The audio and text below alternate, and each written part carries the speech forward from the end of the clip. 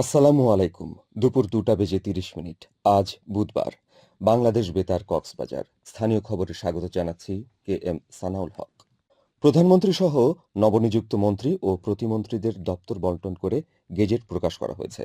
গতকাল রাষ্ট্রপতির আদেশক্রমে মন্ত্রিপরিষদ সচিব নাসিমুল গনি স্বাক্ষরিত এ গেজেটটি প্রকাশিত হয়।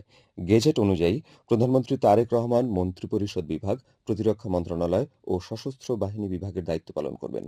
এদিকে কক্সবাজার ১ চকরিয়া-পেকুরিয়া আসনের নির্বাচিত সংসদ সদস্য সালাউদ্দিন আহমদকে স্বরাষ্ট্র মন্ত্রণালয়ের দায়িত্ব দেওয়া হয়েছে। অপরদিকে তথ্য ও সম্প্রচার মন্ত্রণালয়ের দায়িত্ব পেয়েছেন জহির উদ্দিন স্বপন।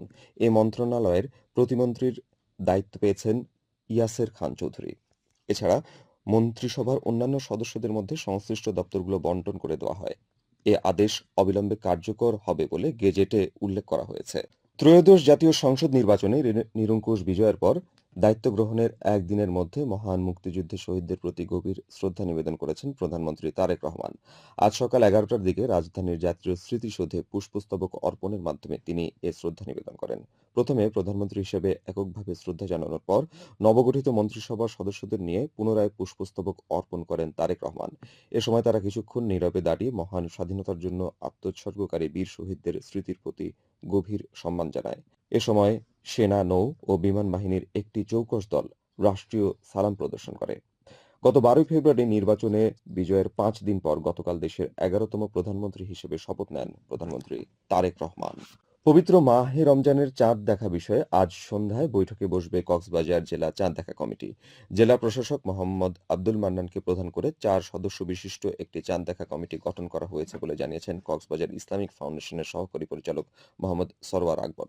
তিনি বলেন, আজ সন্ধ্যায় চাঁদ দেখা কমিটির বৈঠক অনুষ্ঠিত হবে। এতে চাঁদ দেখা ও রোজা শুরুর সিদ্ধান্ত নেওয়া হবে। এর আগে বাংলাদেশের আকাশে কোথাও পবিত্র রমজান মাসের চাঁদ দেখা গেলে তা সংশ্লিষ্ট জেলা প্রশাসক বা উপজেলা নির্বাহী কর্মকর্তাকে জানানোর জন্য অনুরোধ জানায় ইসলামিক ফাউন্ডেশনের কেন্দ্রীয় কার্যালয়। আসন্ন পবিত্র মাহে রমজানে নিত্য প্রয়োজনীয় পণ্য ও দ্রব্যমূল্য সহনীয় রাখতে কক্সবাজারে অভিযান পরিচালনা করেছে ভোক্তা অধিকার সংরক্ষণ অধিদপ্তর। আজ সকালে শহরের বড়বাজার, বাজারঘাটা, বাহারছড়া বাজার সহ বিভিন্ন এলাকায় ২ ঘণ্টাব্যাপী এ অভিযান পরিচালনা করা হয়। এতে নেতৃত্ব দেন ভোক্তা অধিকার সংরক্ষণ অধিদপ্তরের সহকারী পরিচালক মোহাম্মদ হাসান আল মারুফ। অভিযানকালে নির্ধারিত মূল্যের অতিরিক্ত দাম নেওয়া, মূল্য তালিকা প্রদর্শন না করা, মেয়াদোত্তীর্ণ খাবার বিক্রি সহ বিভিন্ন কারণে ৬টি প্রতিষ্ঠানকে মোট ২১,০০০ টাকা জরিমানা করা হয়। হাসান আল মারুফ বলেন, আসন্ন পবিত্র রমজান মাস উপলক্ষে পুরো মাস জুড়ে তদারকি চলবে এবং অবৈধভাবে পণ্য মজুত ও অসাধু ব্যবসায়ীদের বিরুদ্ধে কঠোর ব্যবস্থা নেওয়া হবে। এছাড়া সকল ধরনের নিত্য প্রয়োজনীয় দ্রব্যমূল্য সহনীয় রাখতে ব্যবসায়ীদের প্রতি আহ্বান জানান তিনি। রামুতে মাদক বিরোধী অভিযান চালিয়ে ১,৫০,০০০ পিস ইয়াবা ট্যাবলেট সহ একজনকে আটক করেছে থানা পুলিশ। গতকাল রামু সড়কের শিকলঘাট এলাকায় এ অভিযান পরিচালনা করা হয়।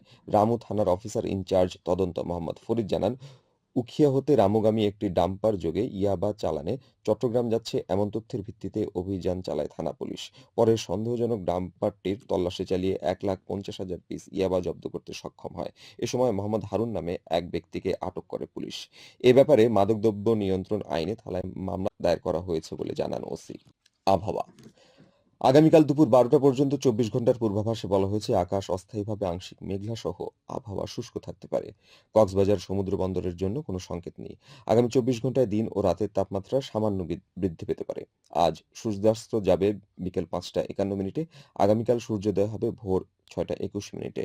আজকের সর্বনিম্ন তাপমাত্রা ছিল ১৮.৫ ডিগ্রি সেলসিয়াস এবং সর্বোচ্চ তাপমাত্রা ছিল ৩১ ডিগ্রি সেলসিয়াস। এখন জানিয়ে দিচ্ছে বাঁকখালী নদীর মোহনা ও সংলগ্ন এলাকার সামুদ্রিক জোয়ার ভাটার সময়সূচি। আজ জোয়ার শুরু হবে বিকেল ৫টা ৪৬ মিনিটে, চলবে রাত ১১টা ৩৩ মিনিট পর্যন্ত। ভাটা শুরু হবে রাত ১১টা ৩৩ মিনিটে, চলবে আগামীকাল সকাল ৬টা ১৮ মিনিট পর্যন্ত। পুনরায় জোয়ার শুরু হবে আগামীকাল সকাল ৬টা ১৮ মিনিটে, চলবে বেলা ১১টা ৪৪ মিনিট পর্যন্ত। সবশেষে পর্যটক বার্তা। পর্যটন নগরী কক্সবাজারে আগত ভ্রমণ পিয়াসুদের সাগরের পানিতে নামার পূর্বে সাবধানতা অবলম্বন করার জন্য অনুরোধ করা হচ্ছে। যারা সাঁতারে দক্ষ নন তাদের পানিতে বেশি দূর যাওয়া উচিত নয়। ভাটার সময় স্রোতের সাগরমুখী টান প্রবল হওয়ায় সাগরের গভীরে ভেসে যাওয়া এমনকি প্রাণহানির আশঙ্কা থাকে। সেই সাথে পর্যটকদের স্বাস্থ্যবিধি মেনে চলার পরামর্শ দেওয়া হচ্ছে। খবর শেষ হলো। আমাদের পরবর্তী খবর প্রচারিত হবে আজ বিকেল ৪টা বেজে ৩০ মিনিটে ইংরেজিতে।